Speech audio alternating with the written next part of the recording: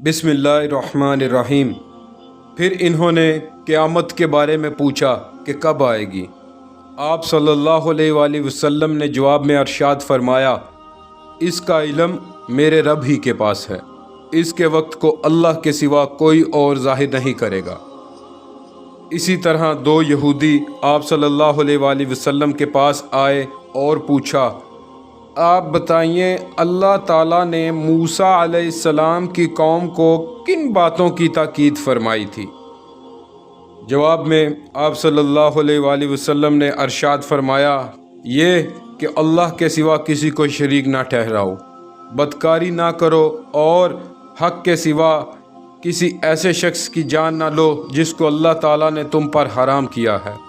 चोरी मत करो, सहर और जादू टूना करके किसी को नुकसान ना पहुंचाओ, किसी बादशाह और हाकिम के पास किसी की चुगलखोरी ना करो, सूद का माल ना खाओ, घरों में बैठने वाली पाक दामन औरतों पर बहतान ना बांधो, और ए यहूदियों, तुम पर ख़ास तौर पर यह बात लाजिम है कि हफ्ते के दिन किसी पर ज़्यादती ना करो, इसलिए कि ये दिन यहूदियों का मुतबरक दिन है।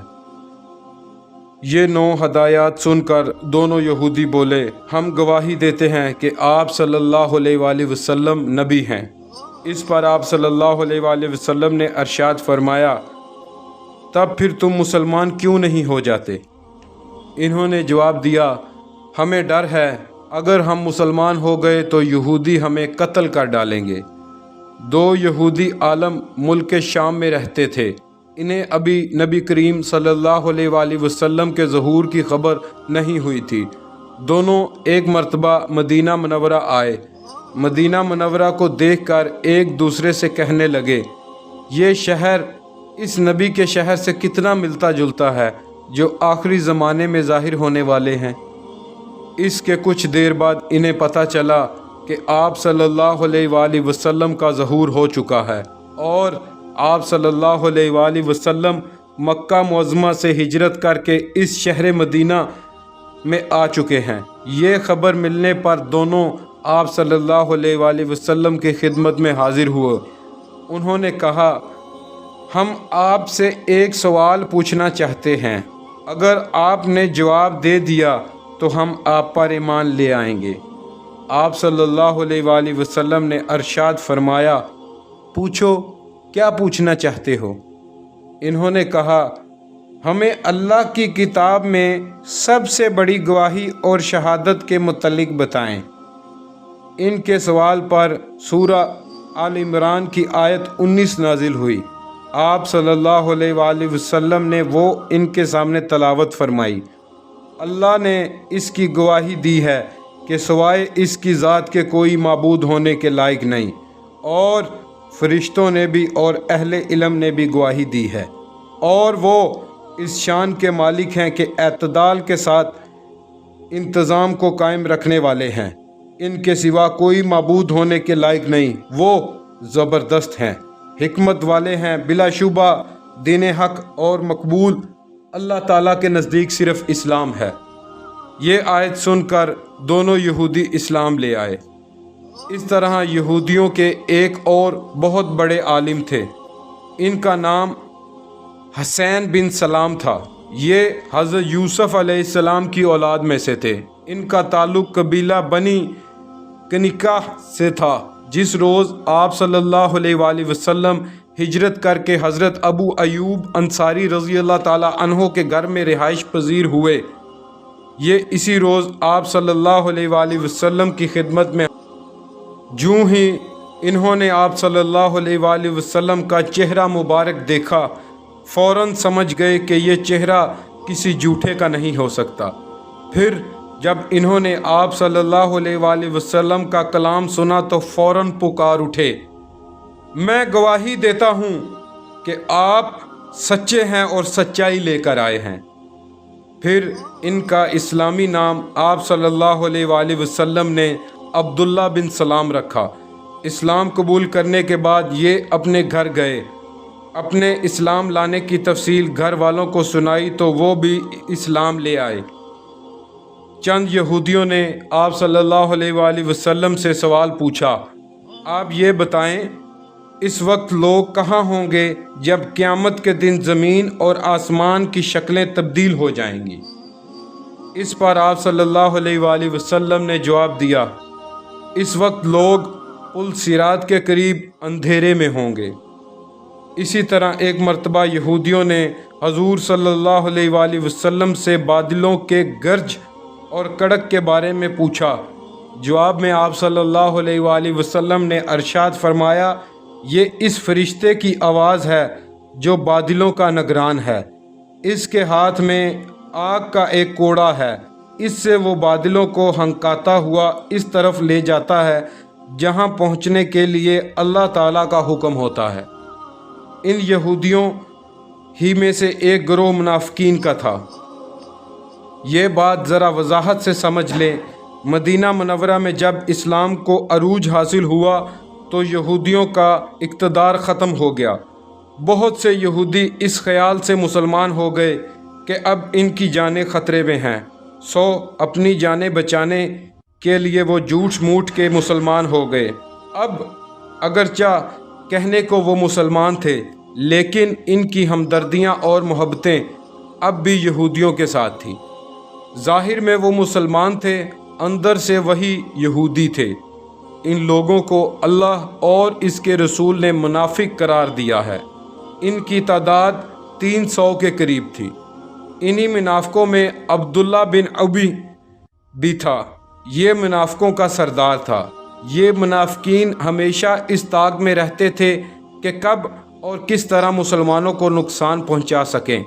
مسلمانوں کو پریشان کرنے اور نقصان پہنچانے کا کوئی موقع یہ ہاتھ سے جانے نہیں دیتے تھے، جیسا کہ آئندہ چل کر آپ سنیں گے۔ ہجرت کے پہلے سال حضرت عائشہ صدیقہ رضی اللہ تعالیٰ عنہا کی رخصتی ہوئی، یعنی وہ نبی کریم صلی اللہ علیہ وآلہ وسلم کے گھر آ گئیں۔ بعض روایات کے مطابق رخصتی ہجرت کے دوسرے سال ہوئی۔ آپ صلی اللہ علیہ وآلہ وسلم کو جب نبوت عطا کی گئی تو اس وقت جنگ کے بغیر تبلیغ کا حکم ہوا تھا۔ اللہ تعالیٰ نے فرمایا تھا کہ ان کافروں سے الجھیے مت، بلکہ دامن بچائے رکھیے اور صبر کیجیے۔ یہ حکم مکہ کی زندگی تک رہا۔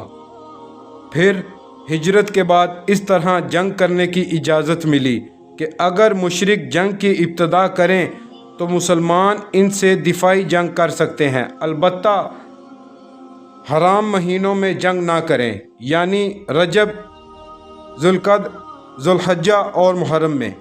کچھ مدت بعد جنگ کی عام اجازت ہو گئی، یعنی کافروں کے حملہ نہ کرنے کی صورت میں بھی مسلمان ان سے اقدامی جنگ کریں اور کسی بھی مہینے میں جنگ کر سکتے ہیں۔ جب آپ صلی اللہ علیہ وآلہ وسلم کو اللہ کی طرف سے جہاد کی اجازت مل گئی تو 12 ربیع الاول 2 ہجری میں پہلی بار حضور صلی اللہ علیہ وآلہ وسلم جہاد کی غرض سے مدینہ سے روانہ ہوئے۔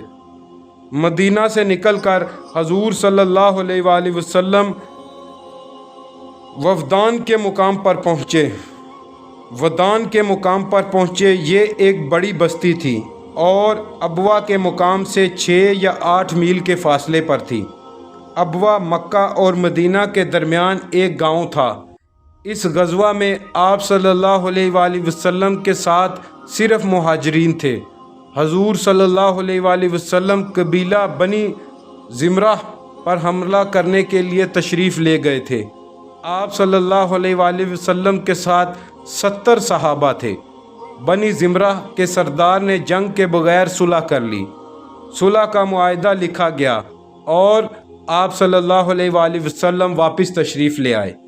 اس طرح یہ حضور اکرم صلی اللہ علیہ وآلہ وسلم کا سب سے پہلا غزوہ تھا۔ اس کو غزوہ بنی زمرہ کہا جاتا ہے۔ اس غزوہ میں مسلمانوں کا جھنڈا سفید تھا اور یہ حضرت حمزہ رضی اللہ تعالیٰ عنہ کے ہاتھ میں دیا گیا تھا۔ صلح کے معاہدے میں طے پایا تھا کہ یہ لوگ مسلمانوں کے مقابلے پر نہیں آئیں گے اور اللہ کے رسول صلی اللہ علیہ وآلہ وسلم انہیں جب بھی بلائیں گے انہیں مدد کے لیے آنا ہوگا۔ اس غزوہ میں مسلمانوں کو 15 دن لگے۔ اس کے بعد غزوہ بوات ہوا۔ اس میں اسلامی لشکر میں 200 مہاجرین تھے۔ جھنڈا سفید رنگ کا تھا۔ یہ ربیع الثانی 2 ہجری میں پیش آیا۔ حضور اکرم صلی اللہ علیہ وآلہ وسلم ایک تجارتی قافلے کو روکنے کے لیے روانہ ہوئے تھے۔ اس قافلے کا سردار قریش کا سردار امیہ بن خلف تھا۔ اس کے ساتھ قریش کے 100 آدمی تھے۔ قافلے میں 2500 اونٹ تھے۔ ان پر تجارتی سامان لدا ہوا تھا۔ جب حضور اکرم صلی اللہ علیہ وآلہ وسلم اس غزوے کے لیے مدینہ سے روانہ ہوئے تو اپنا قائم مقام حضرت سعد بن معاذ رضی اللہ تعالی عنہ کو بنایا۔ مدینہ منورہ سے روانہ ہو کر آپ صلی اللہ علیہ وآلہ وسلم بوات کے مقام پر پہنچے۔ یہ ایک پہاڑ کا نام ہے۔ اسی مناسبت سے اس غزوہ کا نام غزوہ بوات پڑا۔ لیکن بوات پہنچنے پر دشمنوں سے سامنا نہ ہو سکا کیونکہ قریش قافلہ مسلمانوں کے پہنچنے سے پہلے ہی وہاں سے رخصت ہو چکا تھا۔ اس لیے حضور صلی اللہ علیہ وآلہ وسلم جنگ کے بغیر ہی واپس تشریف لے آئے۔ جمادی الاولیٰ کے مہینے میں غزوہ عشیرہ پیش آیا۔ اس مرتبہ بھی حضور اکرم صلی اللہ علیہ وآلہ وسلم ایک قریشی قافلے کو روکنے کے لیے تشریف لے گئے۔ وہ قافلہ ملک شام کی طرف جا رہا تھا۔ قریش نے اس قافلے میں اپنا بہت مال و ثواب شامل کر رکھا تھا۔ غرض مکہ کے سبھی لوگوں نے اس میں مال شامل کیا تھا۔ اس قافلے کے ساتھ 50,000 دینار تھے۔ 1,000 اونٹ تھے۔ قافلے کے سردار حضرت ابو سفیان رضی اللہ تعالی عنہ تھے جو کہ ابھی مسلمان نہیں ہوئے تھے۔ 27 آدمی بھی ہمراہ تھے۔ حضور اکرم صلی اللہ علیہ وآلہ وسلم نے مدینہ منورہ میں ابو سلمہ بن عبداللہ رضی اللہ تعالی عنہ کو اپنا قائم مقام بنایا۔ آپ صلی اللہ علیہ وآلہ وسلم کے ساتھ 150 کے قریب صحابہ کرام تھے۔ مدینہ منورہ سے روانہ ہو کر حضور صلی اللہ علیہ وآلہ وسلم عشیرہ کے مقام تک پہنچے۔ اس غزوے میں بھی اسلامی جھنڈے کا رنگ سفید تھا۔ جھنڈا حضور صلی اللہ علیہ وآلہ وسلم کے چچا حضرت حمزہ رضی اللہ تعالی عنہ کے ہاتھ میں تھا۔ اسلامی لشکر 20 اونٹ پر سوار ہوا۔ سب لوگ باری باری سوار ہوتے رہے۔ عشیرہ کے مقام پر حضور اکرم صلی اللہ علیہ وآلہ وسلم کو معلوم ہوا کہ قافلہ وہاں سے گزر کر شام کی طرف جا چکا ہے۔